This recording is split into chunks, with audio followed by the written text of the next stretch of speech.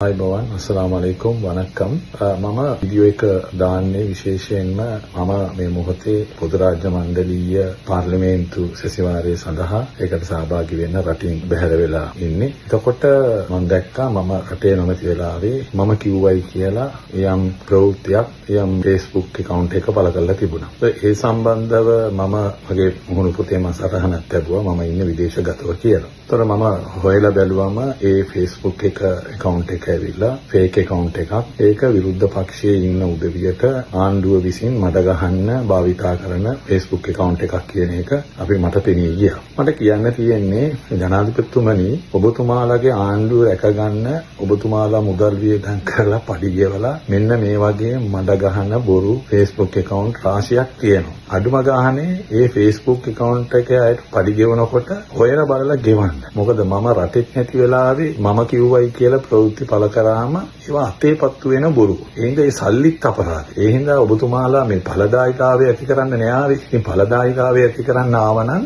අන්න ඒ විදියට Tamange පඩි ගෙවනකොට ඔය මඩ බලකායට ඒ හින්දා හොයලා බලලා පඩි ගෙවන්න මේගොල්ලෝ හරියට ජොබ් එක කරනවාද කියලා. ඒ හින්දා ඔය මඩ බලකාය කරන්නේ තමුන්නාන්සලටත් බොරුව. තමුන්නාන්සලකින් පඩි ගන්න අපි මොකක් හරි කිව්වයි කියලා එකක් දාලා අන්තිමට ඒක අතේපත්තු වෙනවා. ඒ හින්දා මම ජනාධිපතිතුමාට කියන්න කැමතියි ජනාධිපතිතුමා ඔබතුමාගේ පරාදි මුදල් වියදම් කරන්න එපා. මඩ බලකායට ගෙවන මුදල් නිකන් අපරාධයක් වෙනවා. මොකද ඒගොල්ලෝ අතේපත්තු වෙන බොරු කියන්නේ. ඊළඟදී තමයි මම මේ මා සම්බන්ධව මේ පළ කරපු අසත්‍ය ප්‍රවෘත්ති සම්බන්ධව මම අපරාධ පරීක්ෂණ දෙපාර්තමේන්තුවට යන්න බලාපොරොත්තුවක් නැහැ. මොකද අපරාධ පරීක්ෂණ දෙපාර්තමේන්තුවට මේ වෙලාවේ ආණ්ඩුවේ ඇමතිවරු, മന്ത്രിවරු ඒගොල්ලෝ සම්බන්ධව දාපු පැමිණිලි රාශියක් තියෙනවා. ඒ හින්දා ඒගොල්ලන්ට ඒව විභාග කරන්න කාලය ඕනේ. ඒ හින්දා ඒගොල්ලන්ට ඒව විභාග කරන්න කාලය දෙන්න ඕනේ හින්දා මම ඒකට විරුද්ධව පැමිණිලි කරන්නේ නැහැ. ඊළඟ කාරණාව තමයි මේ රටේ පසුගිය කාලේ මේ දේශපාලන සංස්කෘතිය වෙනස් කරන්න ඕනේ කියලා මේ ජරා ජීර්ණ වූ සංස්කෘතිය ඇති කරපු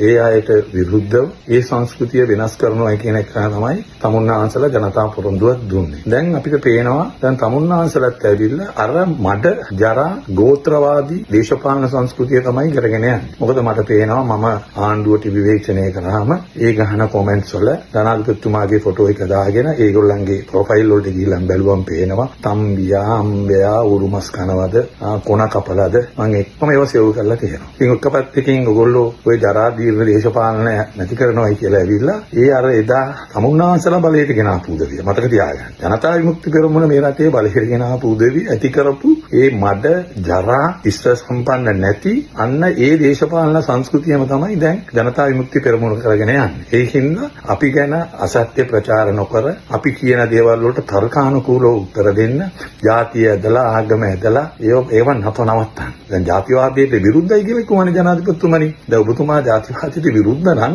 ඔබතුමාලගේ ඔය මේ අපිට විරුද්ධව කොමන්ට් කරන කට්ටිය ඔබතුමාගේ ෆොටෝ එක දාගෙන ඔබතුමාගේ ප්‍රොෆයිල්ස් හදාගෙන ඔබතුමාලගේ කැම්පේන් එකේ ඉන්න කට්ටිය කියන්න. ඔය අම්බයා කියන එක නවත්තන්න කියන්න, තම්බියා කියන එක නවත්තන්න කියන්න, ඌරුමස් කනවාද කියන එක අහන එක නවත්තන්න කියන්න, මේ කොන කපලද කියලා අහනවා කියන එක නවත්තන්න කියන්න. ඒක නවත්තන්න කියන්න. ඒව නවත්තන්න නැතුව නිකන් මිනිස්සු ඉස්සරහට ඇවිල්ලා අපි ජාතික සංවිධාව හදනවා අපි ජාතික එකමුතුකමන හදනවා කියන ওই බයිලා කියන්න එපා. ඒ හින්දා වහාම Tamange ඔය මඩ බලකායට හරි ඒ මඩ ගහන අයව පාලනය කරන්න. එක්කෝ ඒගොල්ලන්ව බැඳලා තියන්න. මොකද එහෙම නැතුව නම් මේ රටේ ওই දේශපාලන සංස්කෘතියක් හදන්න බෑ. ඔබතුමාලා කරන්නේ අර ඔබතුමාලා බලයට ගෙන ආපු 2005 අන්න ඒගොල්ලෝ කරපු දේශපාලන සංස්කෘතිය තුලින් තවත් මේක ආපස්සට යන එක විතරයි වෙන්නේ. ඒ හින්දා මේ බඩ බලකායට පඩි ගෙවන ඒවා මේගොල්ලන්ට පහසුකම් දීලා තියෙන ඒවා ඒගොල්ලෝ දාන ප්‍රවෘත්ති බලලා ඒවා කරන්නේ. නැත්නම් ඒ සල්ලි කාගේ වුණත් අපරාධනේ ඒගොල්ලන්ට පඩි ගෙවන එකයි මට නම් ජනාධිපතිතුමාට කියන්න තියෙන්නේ. කොහොම ස්තුතියි.